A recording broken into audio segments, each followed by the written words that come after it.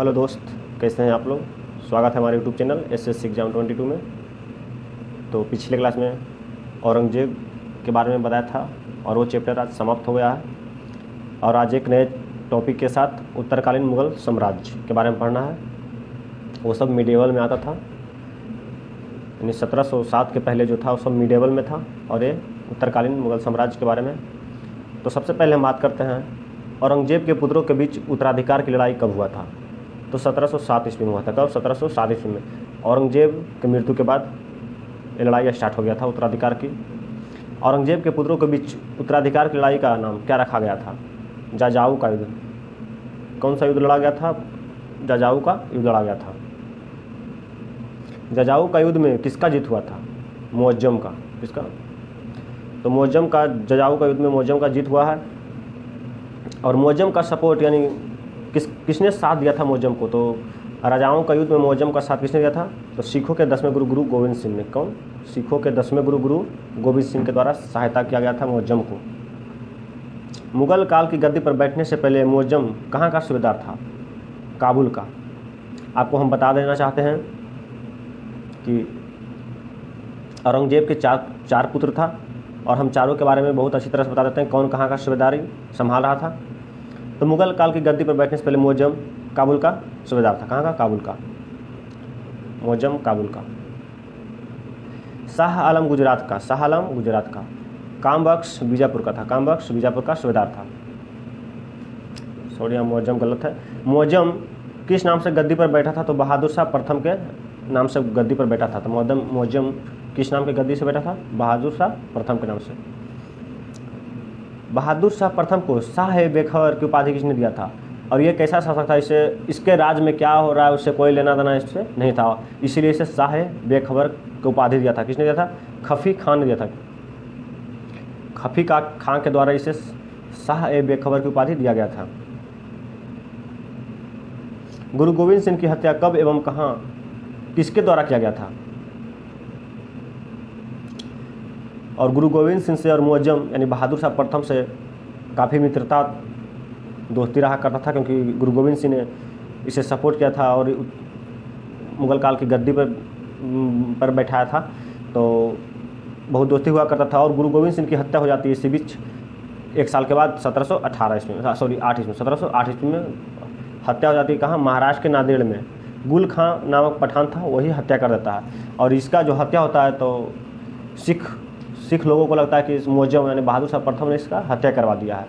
और ऐसे तो जहांगीर के काल से ही मुगल और सिख में लड़ाई होते आ रहा है, तो इस बीच एक और लड़ाई सामने आ गया, गुरु गोविंद सिंह की हत्या हो गया। तो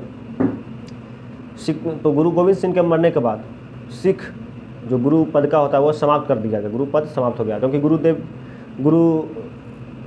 गोविंद सिंह जो है, गुरु गोविंद सिंह का जो 4 पुत्र थे, तो औरंगजेब के साथ जब लड़ाई हो रहा था तिलवाड़ा, तो उस युद्ध में चारों पुत्रों का मृत्यु हो जाता है। तो जब चारों पुत्रों को मृत्यु हो जाता है तो कोई सल्तनत यानी उत्तराधिकारी गुरु गोविंद सिंह का तो कोई रहता नहीं है, बचता नहीं है। तो इसके कारण गुरु पद को गुरु गोविंद सिंह मरने से पहले कहे थे कि हमारे मरने के बाद गुरु पद को समाप्त कर दिया जाए। इसके जगह पर सिख धर्म में एक नया पद आया था जो नेता कहलाता था। क्या? नेता। यानी गुरु गोविंद सिंह के गुरु पद को समाप्त करके कौन सा पद आया था सिख धर्म में? तो नेता का पद। तो सिख धर्म के प्रथम नेता बंदा बहादुर को बनाया गया था। क्या? बंदा बहादुर। और यही बंदा बहादुर को लगता है कि गुरु गोविंद सिंह की मृत्यु का कारण मुअज्जम यानी बहादुर शाह प्रथम है, और फिर से सिख और मुगल में अनबन चालू हो जाता है। बहादुर शाह प्रथम की हत्या के कारण बंदा बहादुर बनता है। कारण यही था कि गुरु गोविंद सिंह की हत्या बंदा बहादुर के समय, बहादुर शाह प्रथम के समय में हुआ था, और यही शक के वजह से गुरु गोविंद सिंह की मृत्यु के बदला लेने के कारण बहादुर शाह जब प्रथम का, जो बहादुर शाह प्रथम है, उसकी हत्या का कारण बनता है। बहादुर शाह प्रथम का शासन का 1707 से 1712 ईस्वी तक रहा। कब? 1707 से 1712 ईस्वी तक के रहा था। बहादुर शाह प्रथम का उत्तराधिकारी जहांदर शाह 1712 से 13 1 सालों के लिए बना था। जुल्फिर खां की मदद से इन्होंने गद्दी प्राप्त किया था। इसे लंपट मूर्ख कहा जाता था, यानी बहादुर शाह प्रथम का उत्तराधिकारी जहांदर शाह को लंपट मूर्ख कहा जाता। और किसने कहा था? जहांदर शाह। यानी जहांदर शाह को क्या कहा जाता था? लंपट मूर्ख कहा जाता था। जहांदर शाह को क्या कहा जाता था? लंपट मूर्ख। किस मुगल बादशाह का संबंध लाल कुमारी बेश्या से था? तो जहांदर शाह। कारण यह था कि ये एक ऐसा मुगल बादशाह था जहांदर शाह, जो कि एक वेश्या वृत्ति लाल कुमारी थी, जो वेश्या का काम करती थी, उससे इसे प्रेम हो गया था और अपना सारा जीवन उसी के पास बिताया करता था। तो इसी कारण से लंपट मूर्ख कहा गया था।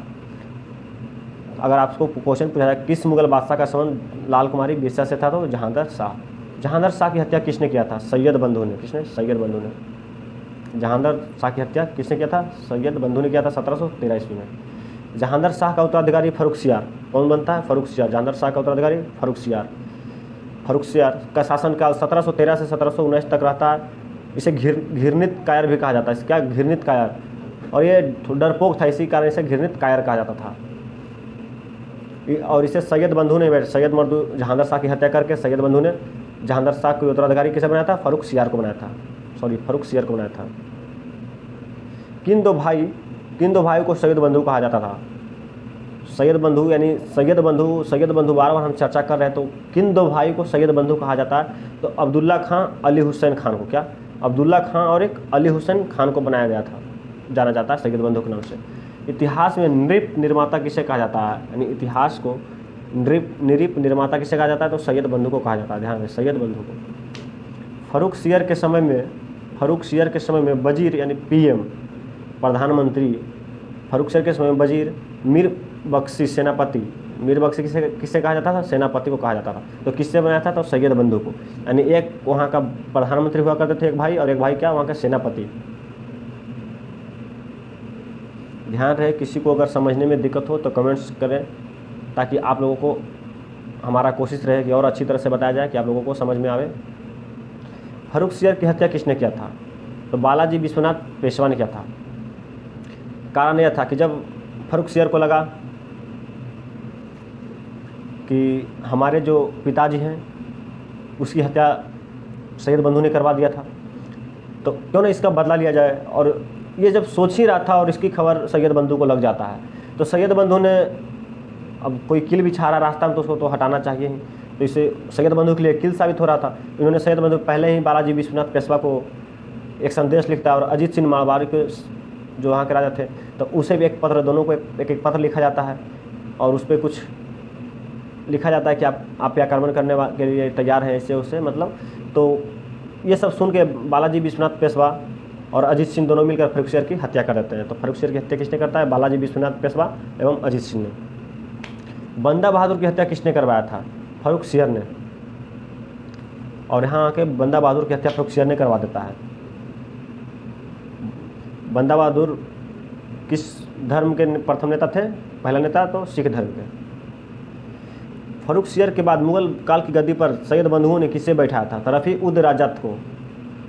यानी फर्रुखसियार की निधन के बाद उसका उत्तराधिकारी कौन बना? तो रफ़ी उद रजात ने बना था। फरवरी 1719 से जून 1719 तक सिर्फ 4 महीनों के लिए बना था। क्या? सिर्फ 4 महीनों के लिए। और यह क्षय रोग के कारण मृत्यु हो जाता है इसका। और एक थोड़ा शांत स्वभाव के रफ़ी उद रजात था, और इसे सैयद बंधु ने अल खाना, मतलब अच्छी तरह से खाना वगैरह, मतलब बहुत परेशान किया था इसके कारण इसे क्षय रोग हो गया था, और इसी के कारण इसे मृत्यु हो गया था। रफ़ी उद रजात के बाद मुगल गद्दी पर कौन बैठा था? तो रफ़ी उदौला बैठा था। क्या? रफ़ी उदौला, जो कि जून 1719 से सितंबर 1719 तक, ये भी 4 महीना के लिए सिर्फ गद्दी पे बैठा था। क्या? 4 महीना के लिए। रफ़ी उद रजात के बाद रफ़ी उदौला बैठा था। रफ़ी उदौला के बाद नेक्सियार कुछ दिनों के लिए 1719 में कुछ दिनों के लिए बनता है। क्या? रफ़ी उदौला के बाद नेक्सियार कितना दिनों के लिए? कुछ दिनों के लिए बनता है। अब जैसे कि मुगल काल की जो नैया डगमगाने लगी यहाँ पे, यानी साम्राज्य बिखरने लगा था। नेक्स्ट ईयर के बाद मोहम्मद इब्राहिम 1719 में ही बनता है, और ये भी कुछ दिनों के लिए मोहम्मद इब्राहिम कुछ दिनों के लिए बनता है। मोहम्मद इब्राहिम के बाद पुनः मुगल गद्दी मोहम्मद शाह रंगीला के बादशाह के पास आता है। मोहम्मद शाह रंगीला बादशाह के पास पुनः गद्दी आता है। तो मूल नाम इसका मोहम्मद शाह रोशन अख्तर, यानी मूल नाम मोहम्मद शाह रंगीला, यानी रंगीला बादशाह के नाम से इसे जाना जाता था। तो रंगीला बादशाह का मूल नाम मोहम्मद शाह रोशन अख्तर था। सैयद बंधु का अंत किसने करवाया था? तो निजाम उल मुल्क चिनखलीज खां के द्वारा किया जाता है। सैयद बंधु का अंत यानी निधन यानी हत्या कब किसने किया था? तो निजामुल मुल्क ने किया था। इसे चिनकलिज खां भी कहा जाता है। क्या? चिनकलिज खां भी इसे कहा जाता था।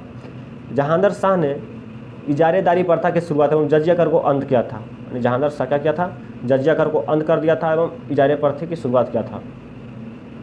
मराठा शासक संभाजी को रिहा किसने किया? बहादुर शाह प्रथम के समय किया गया था।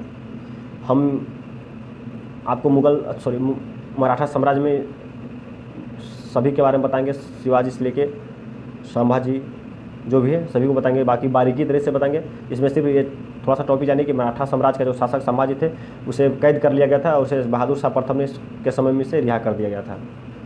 नादय का युद्ध, चमकौर का युद्ध, ध्यान रहे, नागौर का युद्ध, चमकौर का युद्ध, खिदनौर का युद्ध, आनंदपुर शाही का युद्ध, पहला युद्ध, और ये दूसरा युद्ध गुरु गोविंद सिंह ने औरंगजेब के समय में किया था, जिसमें गुरु गोविंद सिंह के 4 पुत्रों का बलिदान हो गया था। क्या?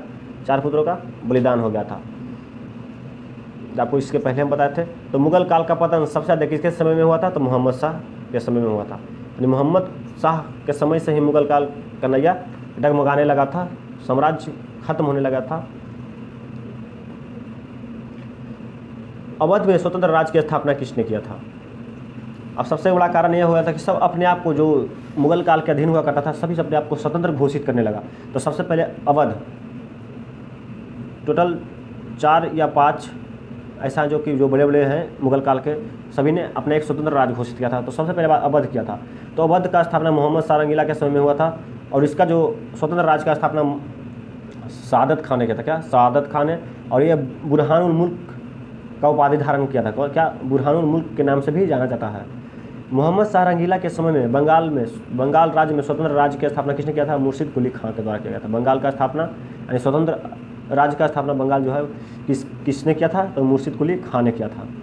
हैदराबाद में स्वतंत्र राज्य की स्थापना चिनकलिज खां ने किया था। क्या? हैदराबाद का चिनकलिज खां के द्वारा किया गया था स्वतंत्र राज्य की स्थापना, और इसे निजामुल मुल्क के नाम से भी जाना जाते हैं। अवध के किस नवाब ने आत्महत्या कर लिया था? तो सादत खान ने। अब सबसे पहला हम बात करते हैं कि ये आत्महत्या क्यों किया था। तो एक ईरानी आक्रमणकारी था नादिर शाह, और नादिर शाह दिल्ली पर आक्रमण करता है और दिल्ली को लूटना चाहता है। तो उस समय अवध का जो शासक होता है शहादत खां, और हैदराबाद के जो शासक है चिनकलिज खां, और मुगल काल का जो शासक है मोहम्मद शाह रंगीला। तो मोहम्मद शाह रंगीला एक पत्र लिखता है, हैदराबाद भेजता है चिनकलिज खां के पास। तो हैदराबाद चिनकलिज खां भी एक पत्र लिखता है नादिर शाह को कि आप दिल्ली पर आक्रमण नहीं कीजिए, इसके बदले हम 50 लाख रुपया देंगे। 50 लाख रुपया हम दिवा देंगे। चिनकलिज खां, अब ये अवध के शहादत खान को पता चलता है। किसको लगता है क्या मतलब चिनकलिज खान तो हमसे ऊपर हो जाएगा फिर। तो इसने एक पत्र फिर से लिखता है और नादिर शाह को भेजता है शहादत खान, और ये बोलता है कि आपको हम 1 करोड़ रुपया दबा देंगे। जब 50 लाख में क्या होगा? दिल्ली में बहुत कुछ है। तो वो तो 50, अब नादिर शाह को लगता है कि एक बोल रहा है 50 लाख दबा देंगे और एक बोला है 50 लाख में क्या होगा, तो कहीं इसका मतलब तो दिल्ली में तो कुछ है नहीं। लेकिन चिनकलिज खान उसे बता दिया था कि दिल्ली में कुछ नहीं है, आक्रमण करने से कोई फ़ायदा नहीं है, उसको लूटने से कोई फ़ायदा नहीं है, आप 50 लाख रुपया रखिए और सीधा ईरान वापस लौट जाइए। लेकिन शहादत के कहने पर इसका मन घुर जाता है और इन्होंने दिल्ली पे आक्रमण करता है। जब दिल्ली पे आक्रमण करता है तो दिल्ली में कुछ नहीं उसे मिलता है, सिर्फ तख्त मिलता है, और तख्त को उसने तहस नहस करता है। और फिर तभी एक कोहिनूर हीरा मिलता है और सिर्फ कोहिनूर हीरा को लेकर ही वहाँ से वापस आता है नादिर शाह। अब नादिर शाह को गुस्सा आता है अवध के नवाब पर, क्या? शहादत खां पे, और इसे अपने सेना को खोजने के लिए भेज देता है कि जाओ शहादत खान को खोज के लाओ और पकड़ के लाओ मेरे पास। डर से शहादत खान ने आत्महत्या कर लेता है, यानी नादिर शाह के डर से शहादत खान ने आत्महत्या कर लेता है। तो अवध के किस नवाब ने आत्महत्या किया था? शहादत खान ने किया था। किस पेशवा शासक ने 500 घोड़ा लेकर दिल्ली पर आक्रमण किया था, जिसके कारण मोहम्मद शाह रंगीला ने भाग गया था? यानी मोहम्मद शाह रंगीला डर से भाग गया था जब पेशवा शासक बाजीराम प्रथम के द्वारा आक्रमण किया गया था, तो डर से भाग गया था। कौन? मोहम्मद शाह रंगीला। ईरानी आक्रमण नादिर शाह ने दिल्ली पर आक्रमण कब किया था? 1739 ईस्वी में दिल्ली पर आक्रमण किया था। कब? 1739 ईस्वी में। करनाल का युद्ध कब एवं किसके किसके बीच हुआ था? करनाल का युद्ध मोहम्मद शाह रंगीला और नादिर शाह के बीच हुआ था, जिसमें नादिर शाह विजय होता है और मोहम्मद शाह की हार हो जाती है। मयूर सिंहासन लूटने वाला ईरान का शासक कौन था? तो नादिर शाह। इसे ईरान का नेपोलियन भी कहा जाता है। नादिर शाह को ईरान का नेपोलियन भी कहा जाता है। इन्होंने मयूर सिंहासन को लूटा था। मयूर सिंहासन पर बैठने वाले कितने मुगल बादशाह? तो 8 मुगल बादशाह से कितने 8 मुगल बादशाह जो कि मयूर सिंहासन पर बैठे थे, जिसमें कि पहला शाहजहां और सबसे लास्ट में मोहम्मद शाह रंगीला के द्वारा ही बैठा गया था। मोहम्मद शाह रंगीला बैठे थे और टोटल 8 बादशाह ने मयूर सिंहासन पर बैठा था। मोहम्मद शाह रंगीला का निधन 1748 ईस्वी में हो जाता है। क्या 1748 ईस्वी में मोहम्मद शाह रंगीला का निधन हो जाता है। मोहम्मद शाह रंगीला का उत्तराधिकारी अहमद शाह, क्या अहमद शाह को होता है 1748 से 1754 तक शासन करता है। 1748 से 1754 तक के शासन रहता है मोहम्मद शाह रंगीला का उत्तराधिकारी अहमद शाह को।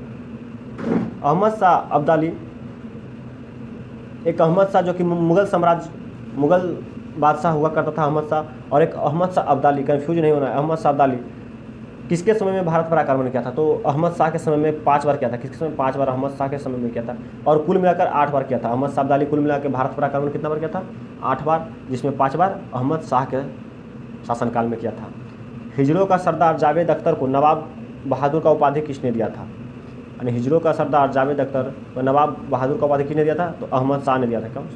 अहमद शाह के द्वारा ही दिया गया था नवाब का उपाधि। अहमद शाह का उत्तराधिकारी आलमगीर द्वितीय, कौन? आलमगीर द्वितीय। ऐसे आलमगीर औरंगजेब को कहा गया था, औरंगजेब को कहा जाता था आलमगीर।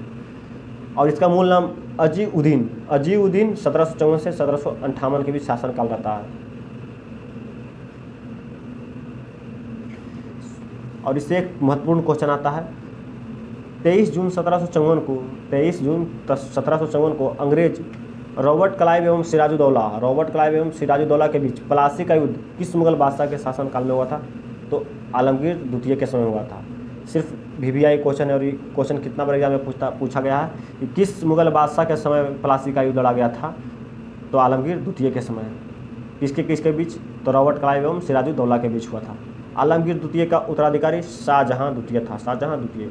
और शाहजहां द्वितीय का उत्तराधिकारी शाह आलम द्वितीय। ये सब आपको मिलेगा नहीं किताबों में, सिर्फ आपको बताया गया और कहीं क्वेश्चन पूछा भी नहीं जाता है ऐसा। उत्तरकालीन मुगल साम्राज्य में सबसे लंबा शासन किस मुगल बादशाह का था? तो शाह आलम द्वितीय का था।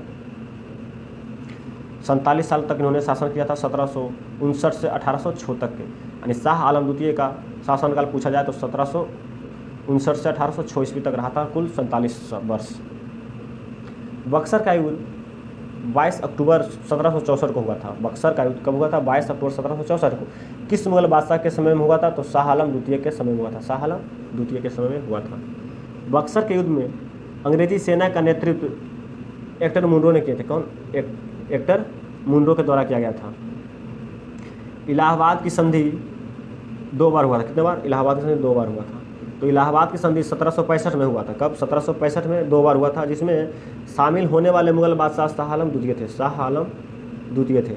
और इस संधि के तहत रॉबर्ट क्लाइव के द्वारा शाह आलम द्वितीय को वार्षिक 26 लाख पेंशन दिया गया था। 26 लाख रुपये। क्या? 26 लाख रुपया शाह आलम द्वितीय को क्या रॉबर्ट क्लाइव के द्वारा पेंशन दिया जाता? क्या पेंशन दिया जाता था? पेंशन दिया चालू किया था और इसे वारेन हेस्टिंग ने बंद कर दिया। क्या?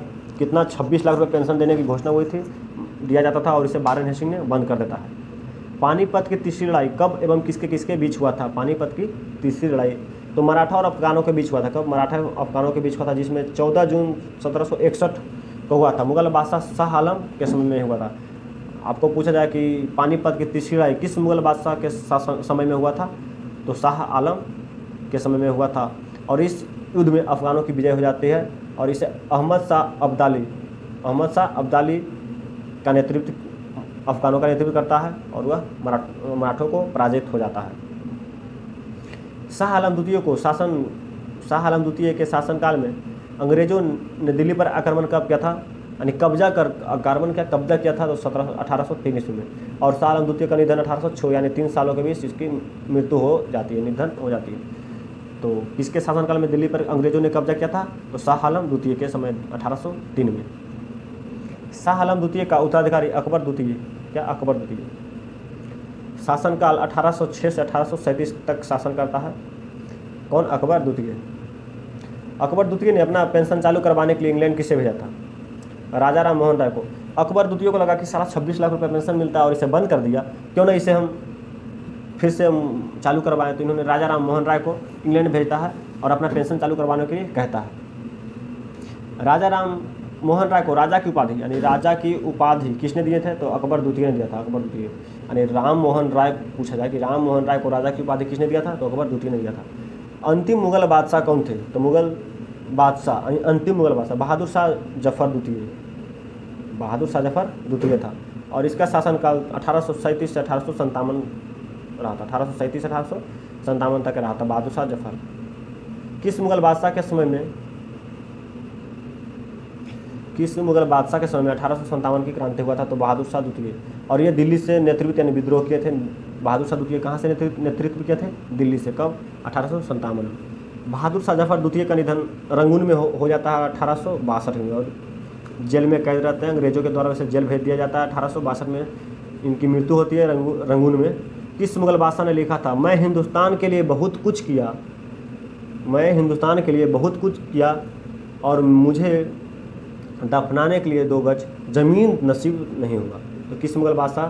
तो बहादुर शाह जफर द्वितीय ने। यानी मैं हिंदुस्तान के लिए बहुत कुछ किया परंतु मुझे दफन के लिए 2 गज जमीन भी नसीब नहीं हुआ, किसने कहा था? तो बहादुर शाह जफर ने किया था। कुछ नोट जान लेते हैं। शाह आलम द्वितीय को आलमगीर द्वितीय कहा जाता है।